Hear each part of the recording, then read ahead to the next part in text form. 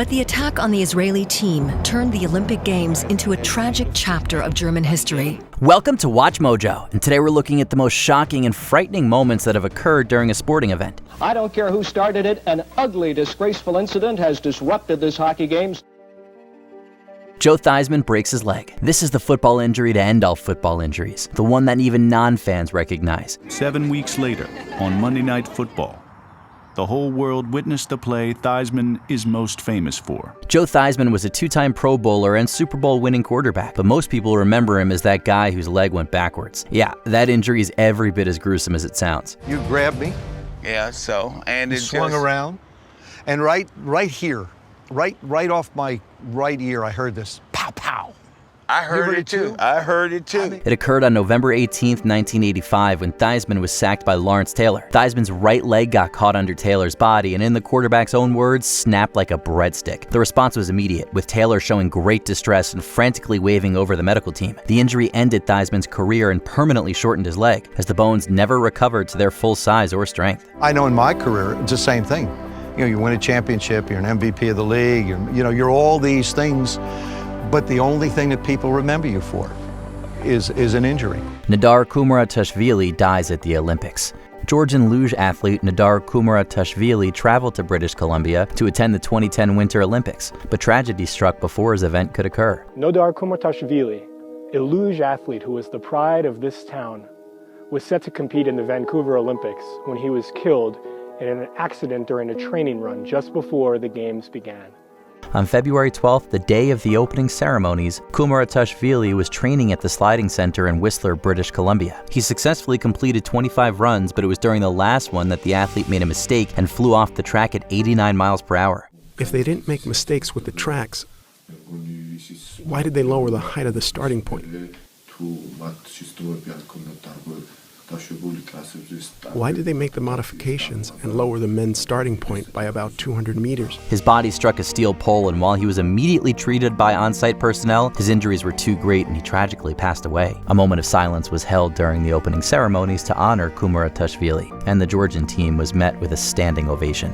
His death cast a shadow over the games and raised questions of safety over the lightning-fast luge track there. Ayrton Senna crashes at Imola. A Formula One legend, Ayrton Senna was a three-time drivers' champion and the winner of 41 Formula One wins. His masterful display earned him a hard-fought victory and left a visibly exhausted Mansell in P2. During the 1994 season, Senna was driving for Williams and had won pole position in the first 3 races. The third occurred at the San Marino Grand Prix, which is where Senna would die on May 1st. During lap 7, Senna left the track and crashed into a concrete barrier at 131 miles per hour. Today, we've lost, arguably, the greatest talent of his generation. After a high-speed crash at Tamburello, Ayrton Senna is dead. It was immediately evident that the driver was hurt, as he was completely motionless in the cockpit. He was pulled from the car and given an emergency tracheotomy before being rushed to the hospital. Unfortunately, Senna would not survive his injuries, as he had suffered substantial head trauma. It's been a dreadful day, and the loss of Ayrton Senna is really tough to comprehend. Malice at the palace. Athletes fight among themselves all the time, but it rarely spills into the stands. Unfortunately, that's exactly what happened on November 19th, 2004. And Wallace is fouled, and Wallace did... Wallace! Right at our chest.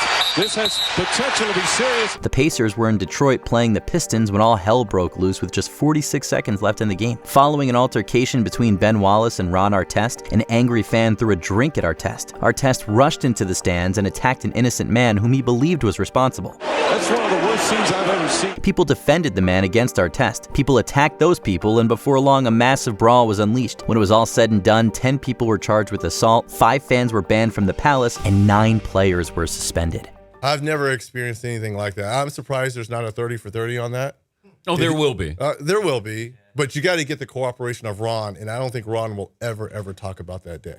Owen Hart falls from the ceiling. It was May 23rd, 1999, and Owen Hart was participating in a pay-per-view event called Over the Edge. We've got a big match tonight, going after the Intercontinental Championship, taking on The Godfather. Ooh, The Godfather.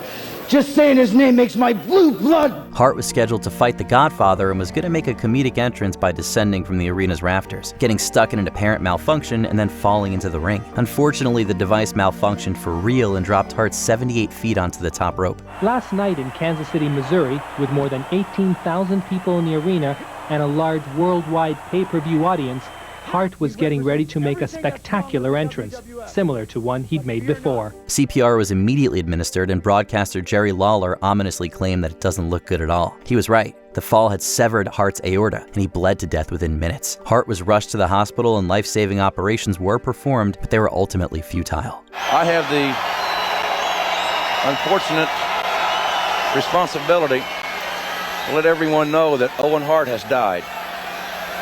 Owen Hart has tragically died from that accident here tonight. Monica Seles is stabbed in the back. Monica Seles is a legend in the tennis world, having won 9 Grand Slam titles. Ladies and gentlemen, our 1991 Women's U.S. Open champion, Monica Seles.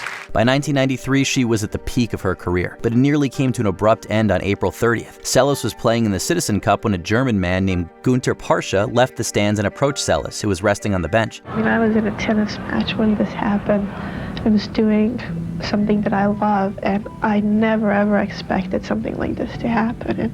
He stabbed Seles in the back with a knife, penetrating half an inch into her skin. He had done so as an act of revenge against Seles, who had defeated German player Steffi Graf in numerous Grand Slam finals. As disturbing as the situation was, Seles recovered and returned to tennis, even winning the Australian Open in 1996. I left this tournament in 1993 with unbelievable memories, and the hardest thing for me, the time that I couldn't play, was not being able to defend my title here, and it's just great to be back. The Le Mans disaster. Motorsports has seen some horrific accidents, but none quite like the Le Mans crash of 1955. It occurred in France during the 24 hours of Le Mans race, when driver Mike Hawthorne pulled in front of Lance Macklin. Macklin swerved to avoid the braking Hawthorne and drove directly into the path of Pierre Levesque. Levesque's car struck Hawthorne's, which acted as a ramp and sent Levesque's Mercedes into the grandstand. The car exploded and debris was sent hurling at top speeds through the spectators, striking and crushing dozens. Levesque was killed, as were 83 others. It remains the deadliest crash in motorsports and led to a significant redesign of Circuit de la Sarre, which is still in operation today. Dale Earnhardt's crash. Perhaps the greatest driver in NASCAR history, Dale Earnhardt was the winner of 7 Winston Cup championships. Some people become heroes because they live above the rest of us. But the real heroes are the ones who never leave us. They never forget where they came from, and they honor us by embracing us back. This is the most in the company's history, a record he shares with Richard Petty and Jimmy Johnson. On February 18, 2001, Earnhardt was driving in the Daytona 500 and was taking the final turn of the final lap when he bumped into Ken Schrader. The accident sent Earnhardt into the concrete wall at 160 miles per hour. I think we were as prepared as a team and an organization in 2001 to go out and win the championship as any year that we won it, and the worst happened. When both cars had come to a stop, Schrader ran to check on Earnhardt and knew immediately that he was dead. To this day, he refuses to explain what he saw. Earnhardt's death was officially announced less than 2 hours later, striking a significant blow to the NASCAR community. This is undoubtedly one of the toughest announcements that I've ever personally had to make. But after the accident and turn forward at the end of the Daytona 500, we've lost Dale Earnhardt. The Clint Malarchuk Injury. A professional goaltender, Clint Malarchuk was playing for the Buffalo Sabres in 1989 when he experienced one of the most grotesque injuries in sports history. Clint Malarchuk played 338 games in the NHL, but is remembered for one. A collision occurred in front of Malarchuk, sending Blues player Steve Tuttle into the net. His skate rose into the air and made contact with Malarchuk's unguarded neck, severing his carotid artery. The result was nauseating, causing people to vomit, faint, and even suffer heart attacks. Probably one of the most frightening things I've ever seen in doing hockey. I've been doing hockey for the past 30 years. Malarchuk believed that he was going to die, but his life was saved by trainer Jim Pizzatelli, who had served as a medic in Vietnam. Malarchuk was back at work just 1 week and 300 stitches later, but the incident had a profound and lasting impact on his mental health. You get hurt, you get bumped around, you break your leg or whatever, but it's nothing to the pain of mental illness. Before we get to our last story, here are a few other notable examples. Randy Johnson strikes a bird. The Diamondbacks pitcher strikes and kills a bird with a fastball. 23 years later, they're still talking about this. Like you said, at the intro. 10 All-Star games, won 300 games, close to 5,000 strikeouts, MVP of a World Series. And? You know, and I'm recognized and remembered for killing a bird. Mike Tyson takes a bite. The boxer rips a chunk from the ear of Evander Holyfield. I have never seen Evander Holyfield, who is a calm, serene man, as angry as he was. He was jumping in the ring and screaming at Mills Lane and at Mike Tyson.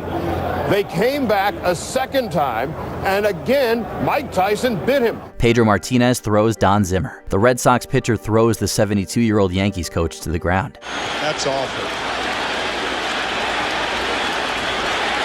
Don Zimmer, a 72-year-old man, went into Pedro Martinez's face, and Pedro Martinez threw him down. The Nancy Kerrigan incident. Shane Stant strikes Nancy Kerrigan and takes her out of the U.S. Championship. A weeping Nancy Kerrigan, carried by her father, who later that afternoon asked the question all the world wanted to know. Why? Why would someone do this? Moises Alou breaks his ankle. The outfielder dislocates his ankle, rounding first, resulting in a gruesome sight. How bad was that? Look at the reaction. The second base umpire. Before we continue, be sure to subscribe to our channel and ring the bell to get notified about our latest videos. You have the option to be notified for occasional videos or all of them. If you're on your phone, make sure you go into your settings and switch on notifications. The Munich Massacre. Playing out in early September 1972, the Munich Massacre was a massive stain not just on the Olympics, but on the West German government. The 1972 Munich Games became one of the darkest moments in Olympic history. On the morning of September 5th, a Palestinian terrorist organization called Black September invaded the Olympic Village in Munich. Their goal was to hold the Israeli team hostage and demand the release of over 300 Palestinian prisoners. 2 Israelis were killed in the initial attack and 9 more were taken hostage, kickstarting a media frenzy. However, the crisis ended in tragedy when West German police botched a rescue attempt. All of the hostages were executed, and a police officer died in the firefight. All told, 17 people lost their lives. The German authorities were criticized for a botched rescue operation. Did you happen to see any of these moments live? Let us know in the comments below. Did you enjoy this video? Check out these other clips from WatchMojo, and be sure to subscribe and ring the bell to be notified about our latest videos.